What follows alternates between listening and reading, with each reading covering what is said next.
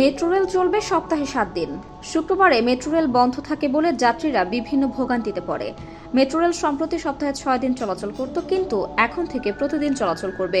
এই আনন্দদায়ক পরিবর্তন সম্পর্কে দর্শকদের নিশ্চিত করতে Dhaka mass transit company limited DMTCL এর পক্ষ থেকে একটি বিশেষ উদ্যোগ গ্রহণ করা হয়েছে। ডিএমটিসিএল এর ব্যবস্থাপনা পরিচালক MAN সিদ্দিক সোমবার 2 সেপ্টেম্বর নিশ্চিত করেছেন যে প্রতিষ্ঠানটি শুক্রবারের জন্য মেট্রো রেল সেবা চালু করার প্রস্তুতি নিচ্ছে।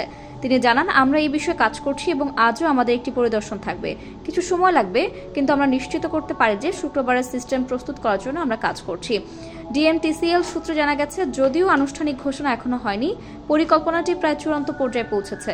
উপদেষ্টা মহলের সাথে আলোচনা সম্পন্ন হয়েছে এবং শীঘ্রই সঠিক তারিখ নির্ধারণ করা হবে। এছাড়াও জানা যাচ্ছে যে শুক্রবার মেট্রো রেল চলাচলের বিষয়টি নিশ্চিত হয়েছে। স্টেশন কন্ট্রোলার, ট্রেন অপারেটর এবং অন্যান্য কর্মীদের জন্য ডিউটি রোস্টার প্রস্তুত করা হয়েছে। শুক্রবার যাত্রীদের সংখ্যা কম থাকায় মেট্রো রেল দুপুর 3টা থেকে রাত পর্যন্ত চলবে।